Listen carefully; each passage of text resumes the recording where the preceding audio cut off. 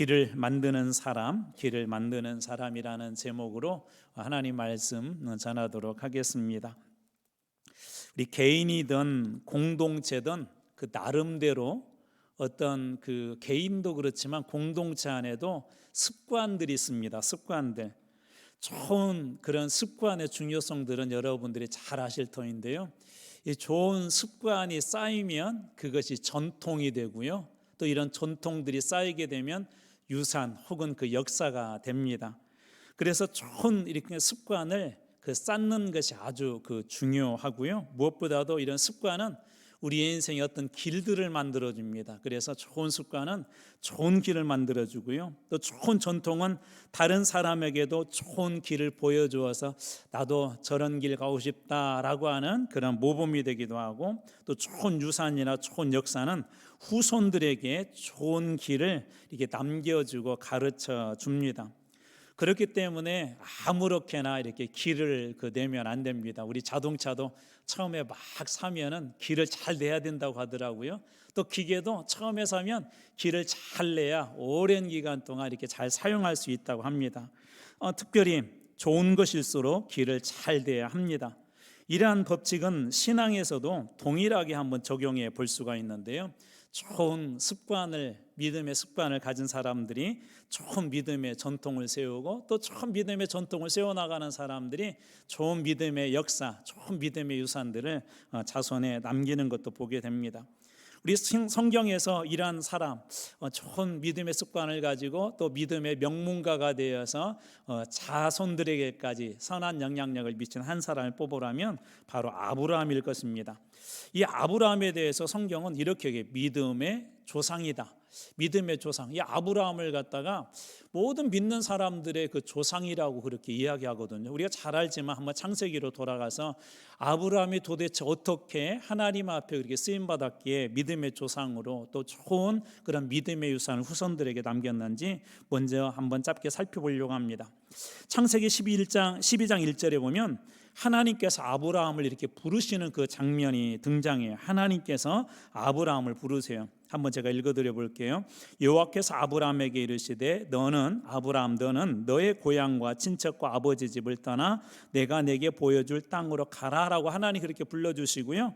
그리고 4절 말씀에는 이 아브라함이 그것이 어떻게 행동했는지 순종인지가 나옵니다. 그래서 아브라함이 순종 4절 말씀 보면 이에 아브라함이 여호와의 말씀을 따라갔다. 그 약속을 따라가고 명령을 따라갔고, 그다음 롯도 그와 함께 갔으며 아브라함이 하란을 떠날 때 75세였다. 75세.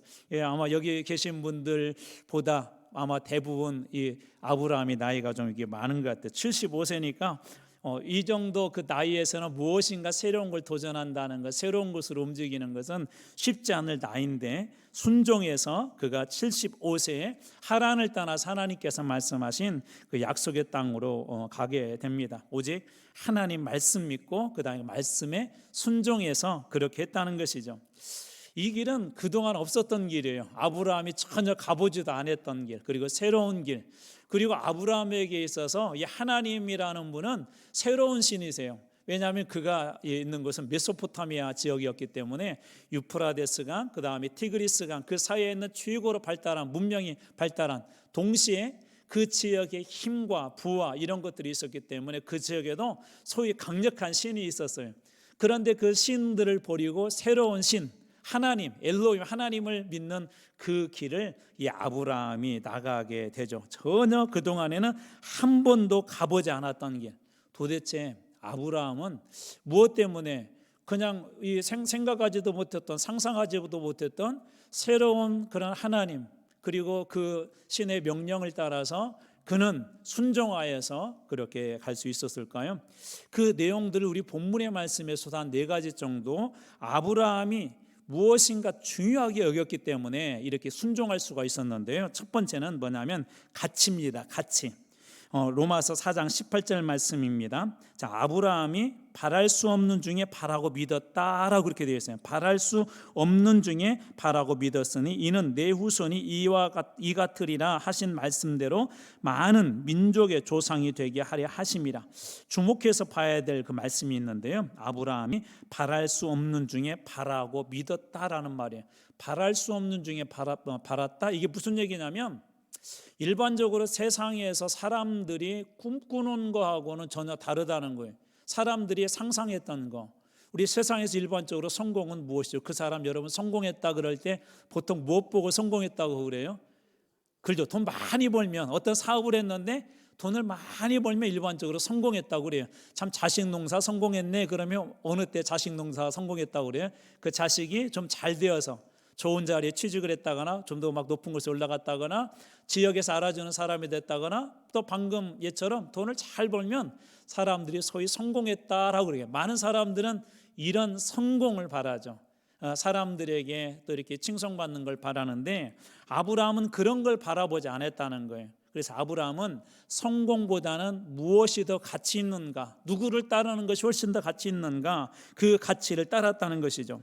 세상의 가치로 보면 도저히 따를 수 없는 거, 세상에서 따르는 가치, 성공, 돈을 쫓아가는 것이 아니라 성공이 아니라 가치를 따르는 그런 사람이 바로 이 아브라함이었습니다. 아브라함. 그래서 우리 찬송가 가사처럼 세상과 나는 관계없고 구속한 주만 보이도다.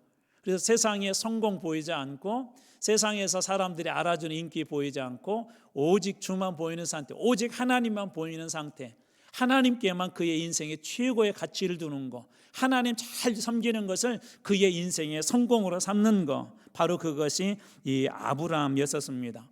여호수아가 이 가나안 땅을 앞에 두고 그런 얘기를 백성들한테 얘기하거든요. 야, 저 앞에 가나안 땅이 있는데 너희들 들어가기 전에 결단할 것이 있어. 이 너희들 이 건너가기 전에 이곳에서 섬겼던 신을 섬기든지 아니면 저 강저편에 들어가서는 우리 오직 하나님만 섬겨야 돼. 그냥 하나님을 섬기든지 둘 중에 하나 선택해. 이 땅에서 섬겼던 이 가나안 땅 들어가기 전에 섬겼던 신들은요, 대부분이 그 우상들은 물질과 관련된다고 그랬어요. 성공, 물질. 그러니까 그 모든 것들을 거기에 인생의 목적을 두든지 아니면 오직 하나님만 예배하는 데 가장 중요한 가치를 두든지 이 여호수아도 그것을 선택하라고 그렇게 이야기하죠. 또 우리가 잘 아는 사도 바울 역시도 이와 비슷한 그런 얘기를 하는데요. 갈라디아서 6장 14절입니다. 그러나 내게는 우리 주 예수 그리스도의 십자가 외에 결코 자랑할 것이 없다. 사도 바울은 뭐라고 해요? 십자가 외에 결코 자랑할 것이 없대. 우리 십자가 이야기하면서 여러 이야기를 계속 전해드렸어요. 십자가는 저주였었고 십자가는 실패였었고 십자가는 절망인 것인데 이 사도 바울은 십자가를 자랑한대요. 자기는 이 세상에서 자기가 예전에 사도 바울 때 잘할 게 많이 있다고 그러죠. 학벌을 소위 이력서에 쓸 게 많이 있었어요. 사도 바울은 학벌을 자랑할 만했었고 그의 스승을 자랑할 만했었고 그는 율법에 능통한 사람이었었고 또 한때 유대인들에게서 정말 칭송받는 무엇보다도 예수 그리스도를 믿는 사람들을 빗방하는 일에 앞장섰던 그때 당시에는 이런 사람들이 훨씬 더 인기가 있었어요. 그러니까 바울은 그것이 훨씬 더 자랑할 것이 많이 있었는데 그런 이력서 다 지워버리고 만약 내가 이력서 쓴다면 나는 예수 그리스도의 십자가 그것만 자랑하겠다고 그것만 내세우겠다고 이 바울은 그런 얘기를 합니다. 오직 그 예수 그리스도와 예수 그리스도의 십자가만 자랑할 것이라고 그렇게 이야기한 게 뭐죠? 그의 가치는 누구에게는? 예수 그리스도에게만 그리고 우리 주님에게만 두겠다는 것입니다. 가치를 어디에 두느냐가 우리의 행동과 우리의 삶과 우리의 생각과 우리의 고백과 우리의 모든 형편들을 바꿔놓습니다. 그러잖아요. 예를 들자면은 이 강도들이나 그 사람들은 왜 목숨 걸고 그런 위험한 일들을 하죠? 때로는 잡히게 되면 수십 년 감옥살이를 해야 될 수도 있고 또 거기 주인하고 싸우다 오면 죽을 수도 있는데 그런 위험을 무릅쓰고 하는 이유 중에 하나가 뭐죠? 돈이 인생의 최고 가치이기 때문에 그렇습니다. 어떤 의사는 이런 의사도 제가 보았어요. 이 의사에게 있어서는 어떻게 보면 많은 사람들이 의사라는 그 직업이 돈도 많이 번다 그러지만 사실은 의사라는 직업이 쉽지가 않습니다. 대부분 의사들은 사람의 생명에 사실은 관심이 많아요. 그래서 이 어떤 아프리카의 한비아 씨가 이렇게 갔는데 나이로비에서 그런 의사를 이렇게 만났대요. 그 의사가 나이로비에서 아주 유명한 의사래요. 막 수개월 동안 줄을 서서 진료를 받아야 될 정도로 유명한 의사인데, 나이로비 있을 때마다 저 오지에 들어갔을 때 의사의 눈이 반짝반짝 빛나더래요. 그래가지고 물어봤대. 신기해서. 우리는 돈 많이 벌 때 막 좋잖아요. 여러분들은 안 그러시죠? 돈 많이 벌 때 좋죠. 이게 의사로서 막 돈도 좀 많이 벌고 환자도 많이 오고 그러면 좋을 것 같은데, 오히려 그때보다도 저 오지에 가가지고 돈도 버는 게 아니라 그냥 자선으로 사람들 막 고쳐주고 하는데, 자기 돈 들여서 그렇게 하고 막 약품 주고 막 주사 놔주고 수술해주고 그러는데 눈이 더 반짝반짝 빛나더래요. 그랬더니 물어봤대. 한비아씨 도대체 당신 왜 그러냐 그랬더니, 도대체 무엇 때문에 이렇게 막 고생하고 이런 데 와서 오히려 더 즐겁게 보인다, 왜 그러냐 그러니까, 자기에게 주신 그 달란트를 돈 버는 데만 쓰는 데는 너무 아깝다는 거예요. 돈 버는 데보다 더 중요한 가치가 있다는 거죠. 이게 다 더 중요한 가치들. 의사로서 생명을 살리는 일, 특별히 저 오지에서 어느 누구에게도 도움받지 못하는 사람들을 가서 살리는 것만큼 자기에게는 그것이 최고로 중요한 가치다, 그렇게 이야기합니다. 여러분들의 삶의 가치는 어디 있으세요? 이 바울도 마찬가지고 오늘 아브라함도 마찬가지고, 이들이 두었던 가치는 뭐냐면 세상의 성공이 아니라 하나님께 자기의 인생의 최고의 가치를 두었던 사람이, 그래서 그 말씀에 이들은 순종할 수 있었던 것입니다. 두 번째로 이 아브라함이 중요하게 생각한 게 있어요. 단순하지만 이 원리는 여러분들이 좀 기억하면 좋을 것 같아요. 끊임없는 반복이에요. 반복. 무슨 얘기냐면 로마서 4장 19절 말씀.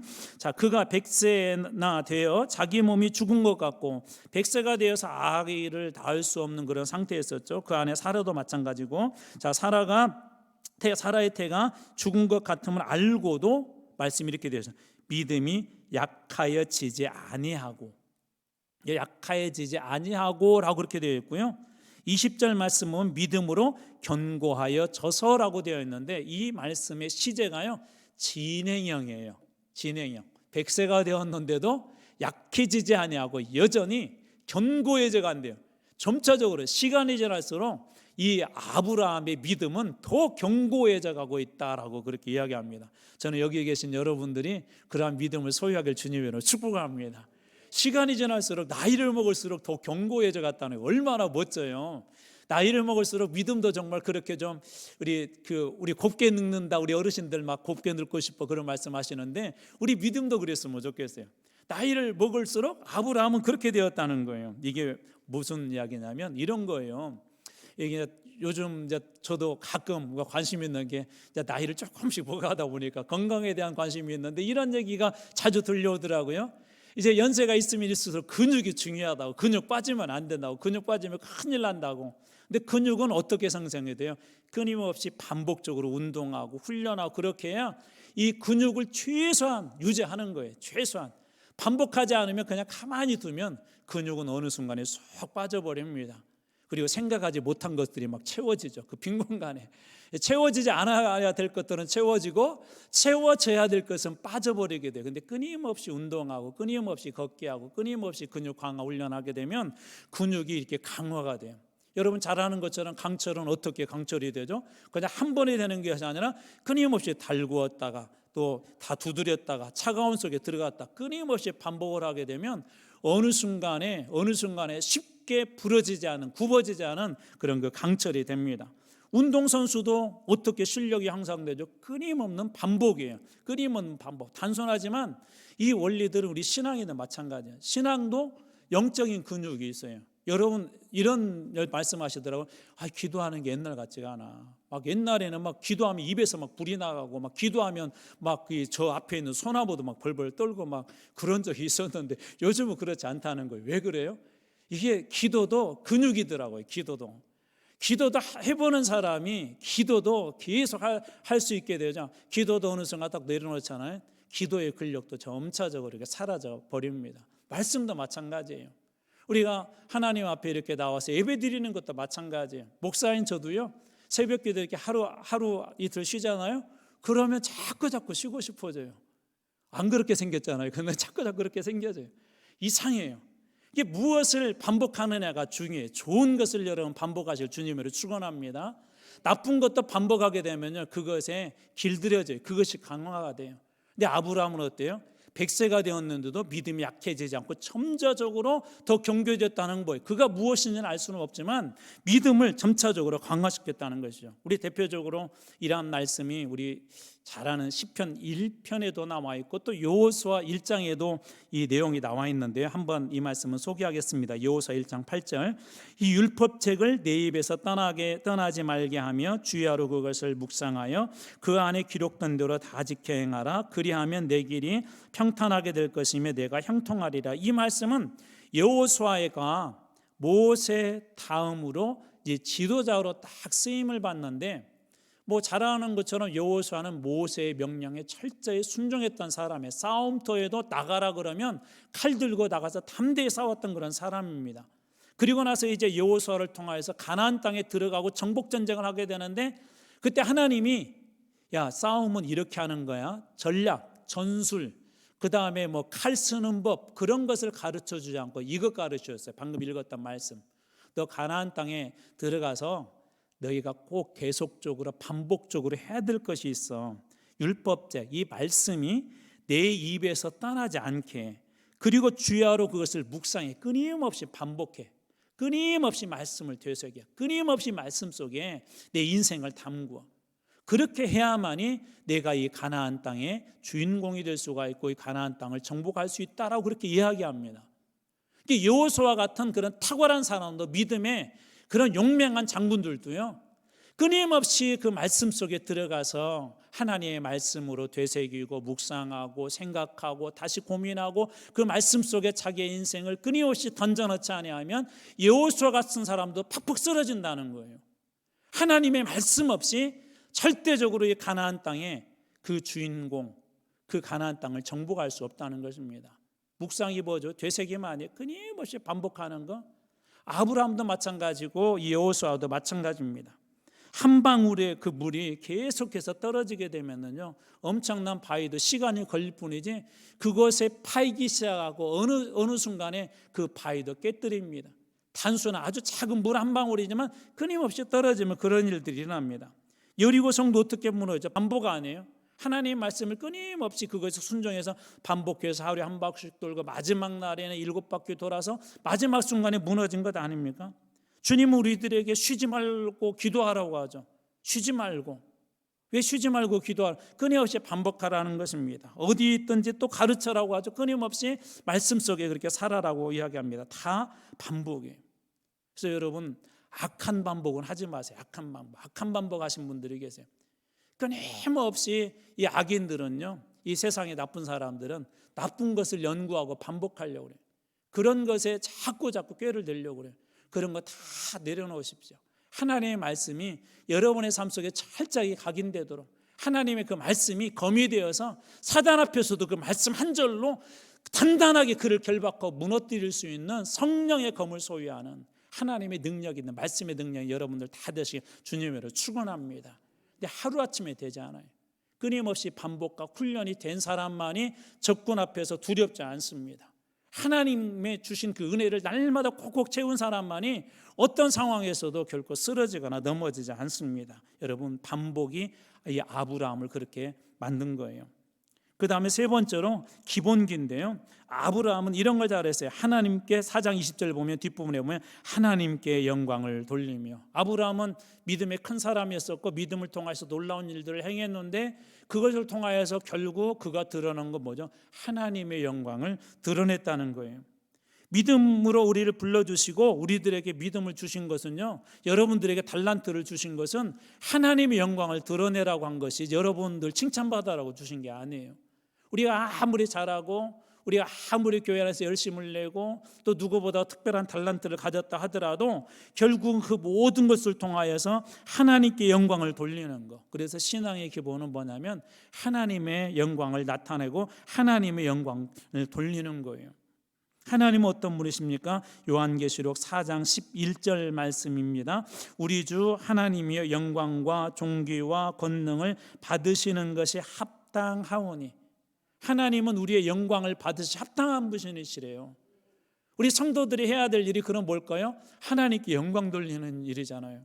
저는 아브라함이 믿음을 통하여서 하나님께 영광을 돌리는 것처럼 여러분들의 믿음을 통하여서 하나님의 영광을 드러내고 하나님께서 영광받아 하시는 그런 믿음의 사람들이 다 되시길 주님의 이름으로 축원합니다. 그리고 그런 적 여러분 있으시나요? 우리 아이들이 뭔지는 모르겠는데 잘했는데 와서 어른들이 칭찬한 거, 아이고 집사님 자식 하나 잘 키웠대. 자식 보니까 얼마나 멋지고 이렇게 인사성도 바르고 예의가 바른지 몰라. 그 아이는 그냥 배운 대로 인사도 잘하고 어른들한테 깍듯이 이렇게 대하는데 누구도 칭찬받아요. 그 부모님도 칭찬받잖아요. 우리가 잘하면 누가 영광 받을까요? 야, 예수 믿는, 그렇죠. 예수 믿는 사람은 다르네. 야, 그들이 믿는 하나님, 그 하나님 믿는 사람들은 다르네. 또 우리가 잘하면 교회가 영광 받아요. 한마음 교회 성도들은 다르네. 세상 사람들을, 다른 사람들은 그렇지 않은데, 그러면 교회의 주인이 누구예요? 하나님 안에서요? 예수님 안에서요? 누가 영광 받으시는 거예요? 예수님이 영광 받으시는 거예요. 그래서 우리 그리스도인들에게 믿음을 주시고 은혜를 주신 것만 하면 하나님의 영광을 드러내고 하나님께서 영광 받으시도록 하기 위해서 우리에게 믿음도 주시고 달란트도 주신 거예요. 아브라함이 그런 사람이었어요. 아브라함은 자기의 그 믿음을 통하여서 하나님께 영광을 돌리는 사람이었습니다. 그 다음에 네 번째로 이 아브라함이 중요하게 생각했던 것은 뭐냐면 확신이에요. 확신. 4장 21절 말씀입니다. 약속하신 그것을 또한 능히 이루실지를 확신하였다. 하나님께서 말씀하신 것, 약속하신 것을 그는 능히, 하나님은 이루신다라고 그는 확신했대요. 확신이 없이 예수를 믿기 때문에 흔들리는 거예요. 확신은 마치 우리 버팀목하고 똑같습니다. 확신은 마치 우리를 땅에 단단히 고정해 놓은 거하고 똑같습니다. 확신은 대상이 분명하고 그 대상에 대한 믿음이 확실하면 자연스럽게 생기는 거예요. 어느 때 확신이 생긴다고요? 그 대상, 그리고 그 대상에 대한 믿음이 분명하면 확신은 자연스럽게 생깁니다. 히브리서 11장 19절에서 아브라함은 그렇게 고백을 하죠. 그가 하나님이 능히 이삭을 죽은 자 가운데서 다시 살리실 줄로 생각한지라 비유컨대 그를 죽은 자 가운데서 도로 받은 것이니라. 무슨 얘기냐면 하나님께서 오늘 아브라함에게 나타나가지고 상속자는 이삭이라고 그랬는데 이삭을 제물로 드려래요. 이건 이방인들이 하는 제사라고 그랬잖아요. 자식들을 그 이방인들은 제물로 드렸었어요. 그런데 하나님이 그런 얘기를 해요. 근데 아브라함이 그걸 믿었어요. 두 번째, 이 이삭이 상속자라고 했는데 제물로 드리기 위해서는 죽여야 되고 이 동물처럼 막 각을 따야 되고 이게 말도 안 되는 거잖아요. 그런데 아브라함은 그 필요한 모든 것들을 다 챙겨서 갔어요. 그리고 모리아산에서 그 이삭을 결박해서 이 하나님 앞에 제물로 드리려고 하죠. 그때까지 마음이 어땠다고요? 오늘 우리가 읽었던 히브리서 11장 19절에 오면 하나님이 능히 설령 그렇게 제물로 드린다 할지라도 이 이삭을 능히 죽은 자 가운데서 다시 살릴 것을 믿었대요. 다시 살릴 것을 믿었대요. 이게 아브라함이 가지고 있었던 확신, 그런 그 믿음이었었습니다. 이 확신을 갖는다는 게 얼마나 중요한지를 우리가 알 수가 있죠. 아브라함이 그런 확신이 있었기 때문에 그의 인생이 흔들리지 아니하고 하나님을 꾸준히 믿을 수 있었던 거예요. 우리도 가다 보면 이 다윗의 고백처럼 사망의 음침한 골짜기를 가야 될 때도 있고 또 에레미야처럼 빈 구덩이에 던져야 될 때도 있고 또 이 요셉처럼 노예로 팔려가야 될 그런 때도 있습니다. 그런데 이런 사람들 특징이 뭐죠? 하나님에 대한 분명한 확신, 그런 믿음이, 하나님의 살아계심과 인도하심에 대한 그런 확신이 있지 않았습니까? 요셉이 형들을 용서할 수 있었던 이유, 나중에 형들을 만나고 나서 용서할 수 있었던 이유도 뭐죠? 이 모든 건 하나님이 하신 것이다. 당신들이 나를 팔았지만 이것도 하나님이 하신 것이다. 하나님께서 나를 애굽의 총리로 삼기 위해서 잠시 동안 형들을 통해서 그렇게 하신 것이다. 그렇기 때문에 그런 형들을 원망하지 아니하고 그 형들을 나중에 기쁨으로 그렇게 제외할 수 있었던 것입니다. 우리나라에 정말 소개할 만한 그런 선수 한 사람이 있다면 우리 손흥민 선수 아닙니까? 손흥민 선수 월드 클래스라고 하잖아요. 어떤 분이 이 표현을 썼는데 참 좋더라고요. 축구 선수로서 실력도 월드 클래스지만 인성도 그렇대요. 인성도. 인성도 그렇게 손흥민 선수가 좋다고 합니다. 그런 손흥민 선수는 자신을 이렇게 한 것이 자신이 뛰어나서라고 그렇게 늘 이야기하지 않고 아버지라고 그렇게 이야기를 한대요. 그러면서 이런 고백을 어느 날 하더라고요. 저의 축구는 온전히 아버지의 작품입니다. 아버지 때문에 자기의 인생과 이 축구가 자기에게 그렇게 주어졌다는 거예요. 월드클래스가 될 수 있었다는 것입니다. 최근에 손흥정, 그의 아버지 손흥정 씨가, 이분이 손흥민 아버지신데 전 축구 선수였었고 현재는 축구 지도자로서 유소년 축구 교육센터를 이렇게 하고 있잖아요. 이분이 쓰신 그 책 중에 나는 읽고 쓰고 버린다라고 하는 그 책을 이분이 이렇게 내셨어요. 알고 봤더니 이분도 독서광이더라고요. 독서광. 책을 엄청 많이 읽는 분이세요. 그 책의 내용 중에 일부를 여러분들에게 한번 소개해 보겠습니다. 사람들한테 책 읽어라 하면 하나같이 바쁘다, 시간 없다 그런단 말이죠. 맛있는 거 먹고 재미난 거 보고 편안하게 잘 시간은 있으면서 책 볼 시간은 없다고 한단 말이죠. 가슴이 조금 뜨끔하세요? 자, 그 다음에 이런 얘기를 했어요. 사실 저도 운동하고 독서 매일같이 이 둘에 집중하는 삶이 진짜 쉽지만은 않거든요. 그런데 이 힘든 걸 계속하다 보니까요, 내 삶이 쉬워지는 거예요. 힘든 운동도 하고 힘든 독서하고 이 힘든 두 가지를 매일 하니까요, 내 삶이 진짜 쉬워지는 거예요.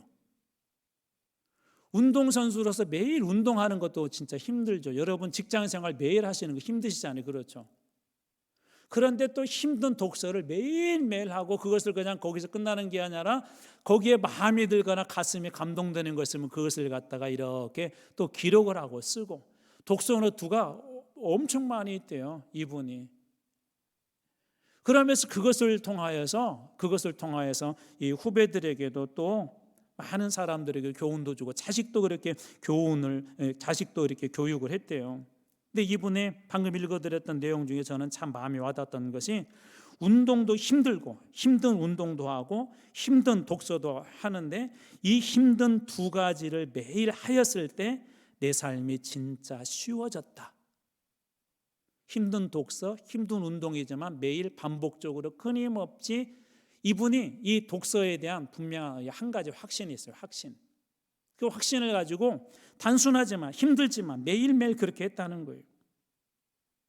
여러분 세상에서도 자식 하나 농사 짓는데도 우리는 자식 농사 잘 지키를 원하고 또 자식들 잘 되길 원하고, 아직 아이들 어린 부모님들도 그런 소망이 있어서 아이들 막 이런 방법 저런 방법 이렇게 교육하지만 아이들 보러 잘하라고 하지 우리는 힘든 거 잘 안 하려고 하잖아요. 예수 믿는 사람들, 우리 성경에서 예수 잘 믿는 사람들 이렇게 보면서 참 멋지다, 닮아가고 싶다고 하지만 힘들지 않게 예수를 믿으려고 하는 것들이 우리들 안에 스물스물 올라올 때가 많이 있습니다. 저 사람 참 믿음 좋다 그러고 그렇게 이야기하면서도 그럴 때가 많아요. 힘들지 않게 예수를 잘 믿으려고 하는 것은 뭐냐면 자신을 속이는 거예요. 여러분 오늘 이 한 시간 예배 드리는 것도 사실 여러 가지 힘들죠. 하나님 앞에 나와가지고 우리 지난번에 21일 동안 다니엘 기도 작년에 했는데 21일 동안 매일매일 나와서 한다는 것은 사실 쉽지는 않아요. 그러나 이렇게 쉽지 않은 일, 십자가 지는 일, 예수 따르는 일들이 힘들고 어렵지만 이 일들이 매일매일 반복되어질 때 그때 우리의 신앙이 쉬워지는 거예요. 예배가 왜 힘들어요, 여러분? 왜 기도가 왜 힘들죠? 안 하다 하려고 하니까 힘드는 거죠. 독서가 왜 힘들어요? 안 하다 하려니까 힘드는 거예요. 성경 읽는 게 왜 힘들어요? 성경책 펴놓으면 어떤 분은 막 이 꿀잠을 잔다고 매일 성경책 옆에다 놓고 주무신대요. 잠 잘 오게 한다고. 매일매일 반복해서 힘들지만 말씀 가운데, 기도의 자리 가운데 최소한 나에게 맡겨둔 십자가의 자리 잘 그것을 감당해낼 때 그때 우리의 신앙생활이 훨씬 더 쉬워지는 거예요. 기쁨이 넘치고 즐거워지는 것이고 정말 신앙, 예수를 믿는다는 것이 정말 행복한 삶이라는 것을 그때 깨닫게 됩니다. 그때 견고해지는 것이고 그때 강해지는 것이에요. 2016년에 한 기독교 신문에 유기순 권사님이라고 하는 한 분에 대한 그런 이야기가 나와서 한번 여러분들에게 소개하려고 그래요. 이 권사님 그때 당시에 4대째 36명이 한 교회에서 신앙생활을 했대요. 4대가 36명이 전부 다 한 명도 빠짐없이 신앙생활을 했대요. 이 권사님은 믿지 않는 가정에 이렇게 시집을 와서 6남매를 낳았고, 남편은 청각장애인이셨는데요, 술에 취해서 종종 가족들을 힘들게 했대요. 그때 당시에는 옛날에는 청각장애인들, 장애우들이 지금도 어렵지만 훨씬 더 어려웠었죠. 거기에다 이렇게 술까지 취하면 막 힘들게 해서, 너무 힘들게 해서 그때마다 이 권사님은 이 힘들 때마다 가정을 위해서, 우리 아이들을 위해서 하나님께 보호를 요청하며 밤새도록 그렇게 기도를 했대요. 그러던 중에 남편이 49살에 먼저 세상을 떠났대요. 힘들고 어려운 삶이 그때부터 본격적으로 시작이 되었는데, 그때부터 이 권사님이 놓치지 않고 매일매일 쉬지 않고 반복적으로 했던 아주 중요한, 이분이 했던 중요한 한 가지가 있는데, 교회에 가는데 1시간 이상이 걸린대요. 1시간 이상. 그런데 매일 1시간 이상 떨어진 교회에 나가서 매일매일 새벽 제단을 쌓았대요. 혼자 6명의 아이들 기르는 일들이 돈 버는 것도 쉽지 않죠. 그런데 이분에게 돈 버는 것보다 더 중요한 한 가지가 있었는데, 하나님 앞에 의탁하는 거, 기도하는 거. 밥 먹는 것은 빼먹어도 매일매일 하나님 앞에 기도하는 이 자리는 놓지 않았대요. 교회가 큰 교회가 아니었던 것 같아요. 재정적으로 힘들었던 것 같아요. 여러분 아시겠지만 예전에는 우리 재정을 맡았던 그 장로님들이, 교회에 어려운 교회들이 있으면요, 그 장로님들이 교회 재정을 많이 책임을 졌어요. 때로는 빚을 내다가 교회 재정 필요한 것들을 채우기도 하고, 근데 이 권사님도 교회 재정위원장도 맡아서 이렇게 원신도 했대요. 아마 교회가 큰 교회는 아니었던 것 같아요. 작은 교회일수록 훨씬 더 좀 어렵죠. 그런데 그 자녀들이 자라서 그때 당시 2016년도에 장로가 4명, 권사가 4명, 안수집사가 4명, 참고로 그 교회 장로님들이 8분인데 그 집안 장로가 4명이래요. 손자와 증손자까지 합치면 36명이 한 교회에서 행복하게 그렇게 신앙생활을 했는데, 그 뒤에 가장 이 가정을 36명에 한 명도 예외됨 없이 예수를 믿게 한 게 뭐냐면 바로 기도했대요. 기도. 늘 변함없이 자식들과 자손들 어떤 기도한 줄 아세요? 이런 기도, 예수 잘 믿게 해주세요. 저도 처음 알았는데, 저도 이런 기도 종종 여러분들하고 나누잖아요. 근데 그 기도했대요. 예수 잘 믿게 해주세요. 성공하게 해주세요. 좋은 대학교 가고, 그 기도한 게 아니라 우리 자녀들 예수 잘 믿게 해주세요. 36명이 다 그 손주 4대가 그렇게 예수를 믿은 거예요. 동네 사람들이 이렇게 복받아 보이고 행복해 보이는 권사님 가정을 보며 믿지 않은 사람들이 이렇게 얘기했대요. 예수 믿으려면 저 집안처럼 믿어라. 자식들한테 예수 믿으려면 저 집안처럼 믿어라. 유건서와 그 자녀들처럼 믿어라고 그렇게 말했대요. 이 기사를 썼던 기자가 권사님에게 물었대요. 어느 자녀가 가장 권사님 좋으세요? 뭐라고 대답하셨을 것 같아요? 이미 힌트는 나갔는데, 그렇죠. 예수 잘 믿는 자녀가 가장 좋아요라고 했대요. 돈 잘 벌어서 용돈 주는 자녀보다 예수 잘 믿는 자녀, 그렇게 좋았대요. 힘들지만 매일매일 기도하고 구한 것이, 하나님은 어떻게 보면 한 남편을 일찍 보내고 6명의 자녀를 기른다는 것 자체가 돈 벌기도 힘들지만, 이 권사님의 간절한 기도와 그 소망을 하나도 버리지 않고 36명 손주 손녀까지도 하나도 빠짐없이 예수를 잘 믿게 했다는 것입니다. 그 자식들이 무엇을 배웠을까요? 엄마의 기도, 할머니의 기도, 그 신앙을 배웠을 것 같아요. 그 4명의 장로님들이 교회를 그렇게 정말 예쁘게, 정말 충성스럽게 교회를 섬기고 계셨대요. 우리 권사님의 그 자식들이. 이 권사님께서 좋은 믿음의 길을 만들어 놓은 것입니다. 그 권사님을 통하여 집안이 믿음의 명문 가문이 되고 자녀들도 그 길을 따라서 그 길을 가는 거예요. 손주 손녀들까지. 믿음이 중요한 이유가 바로 여기 있죠. 어떤 의미에서 볼 때 여러분들은 누군가에게 길을 만들어주는 사람들입니다. 그래서 길을 내되 좋은 길을 만들어 두셔야 돼요. 우리는 어떤 의미에서 볼 때 우리 뒤에 우리보다 신앙이 연약한 사람들에게 있어서 우리가 가는 모습을 보고 사람들은 그 길을 따라오게 될 것입니다. 그런 의미에서 아브라함을 우리가 믿음의 조상으로 삼는 이유는 우리도 아브라함처럼 그 길을 걸어가겠다는 그 의미가 그 속에 들어있죠. 그런데 더 중요한 것이 있어요. 아브라함에 대한 이야기를 하면서 우리 지난 시간에 아브라함 이야기를 꺼낸 이유가 뭐죠? 믿음으로 아브라함은 의롭다 하심을 받았대요. 여기서 의롭다 하심을 얻는다는 그 의미는 창세기 15장 6절에 보면 아브라함에게 하나님께서 주셨던 그 말씀과 은혜를 따라 아브라함이 믿었더니 이렇게 되어 있어요. 15장 6절에 아브라함이 여호와를 믿으니 여호와께서 이를 그의 의로 여기시고, 의롭다 하심의 그 조건이 뭐죠? 여호와를 믿으니. 의롭다는 말은 원래 쉽게 얘기하자면 재판장에서 쓰는 거예요. 너 참 의롭다, 죄 없다. 여호와를 믿었을 때 무엇을 믿었을 때 그럴까요? 첫 번째 대상으로 여호와 하나님을 믿는 것이고 그 하나님의 말씀과 하나님의 언약. 창세기 우리 오늘 아까 보았던 12장 1절 그 뒤에 오면 2절과 3절에 하나님이 부르시면서 언약한 것이 있거든요. 내가 너를 큰 민족으로 삼아줄 것이다. 자손들에 대한 그런 부르심의 언약이 있었고, 방금 읽어드렸던 15장 6절 앞에는 상속자에 대한 언약을 주세요. 15장 4절과 5절에 보면 여호와의 말씀이 그에게 임하여 이르시되 그 사람이 내 상속자가 아니라 내 몸에서 날 자 장차 이삭이 내 상속자가 되리라 하시고, 그를 이끌고 밖으로 나가 이르시되 하늘을 우러러 무뼈를 쓸 수 있나 보라. 또 그에게 이르시되 내 자손이 이와 같으리라. 아브라함은 무엇을 믿은 거예요? 언약을 믿은 거. 하나님을 믿고 언약을 믿었는데 하나님 뭐라고 말씀하신다? 의롭다. 재판장에서 쓰는 말을 여기에다가 써요. 좀 특별한 의미가 있는 것이죠.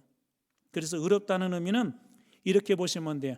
그도 구원받아 하나님의 자녀가 되었다. 아브라함도 죄가 없다고 선언받았다. 어떠한 송사도 사단 마귀가 할 수 없는 하나님의 선언이 의롭다라는 선언이에요. 언제 그랬다고요? 아브라함이 하나님 믿을 때, 우리는 믿을 때 의롭다 그러면 믿음의 조상이라고 생각하지만 그 속에 광대한 의미들이 포함되어 있는데 구원의 의미와 구속의 의미와 대속의 의미가 의롭다는 속에 그 속에 다 들어 있습니다. 그래서 우리도 어떻게 의롭다 하심을 얻는다고요? 믿음으로 의롭다 하심을 얻은 거예요. 그래서 오늘 우리가 보았던 말씀의 23절과 24절 보면 23절 그에게 아브라함의 의로 여겨졌다 기록된 것은 아브라함만을 위한 것이 아니라 의로 여기심을 받을 우리도 위함이니, 우리도 하나님의 존재를 믿고 예수 그리스도께서 나를 위해서 십자가에서 대속하셨고 죽으셨다는 그 사실을 믿게 되면 이 의로 여기심을 우리도 동일하게 받는다라고 그렇게 이야기해요. 아브라함뿐만 아니라 우리도 믿음으로 의롭다 하심을 여김을 받는다라고 23절과 24절에 그렇게 이 바울을 통해서 우리들에게 증언하고 있습니다. 그러니까 단순히 믿음이라는 것은 하나님의 어떤 축복과 하나님께 주신 어떤 은혜만 있는 것이 아니라 가장 큰 은혜는 뭐냐면 이 믿음으로 우리는 모두 다 의로운 존재가 되고 구속받은 존재가 되고, 그렇기 때문에 하나님께서 그 믿음대로 사는 사람들에게 하나님께서 축복해 주시는 거예요. 예수 그리스도를 우리가 믿는다 그럴 때 우리 세례받을 때 늘 점검하잖아요. 예수님이 삼위일체 하나님이시라는 거, 예수님이 동정녀 마리아를 통해 나셨다는 거, 그리고 예수님께서 우리 죄를 위해 십자가에 죽으셨다는 거, 그리고 3일 만에 부활하셨다는 거, 승천하셨다는 거, 보좌 우편에 계시다는 거, 다시 재림하실 거, 그 예수 그리스도에 대한 이 고백과 믿음이 있는 사람들을 우리는 의롭다 그러잖아요. 그런 사람을 믿음이 있다 그렇게 이야기합니다. 십자가에서 우리의 죄값을 다 갚아주심을 믿음으로 우리도 의롭다 하심을 얻는다는 것이죠. 그 길을 이미 누가 보여줬다고요? 아브라함이 그 길을 보여준 거예요. 이게 단순히 믿음을 통하여서 아까 그런 축복뿐만 아니라 믿음이 주는 가장 큰 축복은 뭐냐면 의롭다 하심을 다 받았다는 거예요. 우리가 예수 그리스도를 그렇게 고백하면, 우리도 예수님을 고백하면 우리도 동일하게 아브라함처럼 의롭다 칭함을 받는다. 이것이 바로 이신칭의에 관한 그런 교리입니다. 그러므로 믿음의 가장 큰 축복 뭐예요? 의롭게 되는 거예요. 의롭게 되는 거. 저는 오늘 여기 계신 많은 분들이 오늘 그 믿음 안에서 그런 길들을 좀 잘 만들어 가기를 주님으로 축복합니다. 여러분들이 그 좋은 길들을 만들어내면 뭐가 돼요? 나중에 이게 쌓이고 쌓이면 전통이 돼요. 교회들도 전통이 있더라고요. 좋은 전통. 저는 우리 교회가 여러분들 때문에 좋은 전통, 믿음의 좋은 전통이 세워지는 그런 교회가 되길 주님으로 축원합니다. 또 이 전통이 쌓이면 뭐가 될까? 역사가 돼요. 역사. 그래서 수십 년 흘렀을 때 우리 40년 이제 40주년 가까운다고 기도해 주셨는데 60년 또 80주년 되었을 때 그때까지 다 살아계실지 모르겠지만 그때 우리 자손들이 우리 자식들이 40주년 때 50주년 때 그때 우리 권사님들 장로님들 그분들이 만들어놨던 그 믿음의 길 때문에 우리 교회가 이렇게 축복받았다. 그런 좋은 길을 만들어서 우리 후대들에게도 칭송받고 무엇보다도 하나님의 영광을 드러내는 믿음의 길 만들어서 드러내는 여러분들 다 되시길 주님의 이름으로 축원합니다.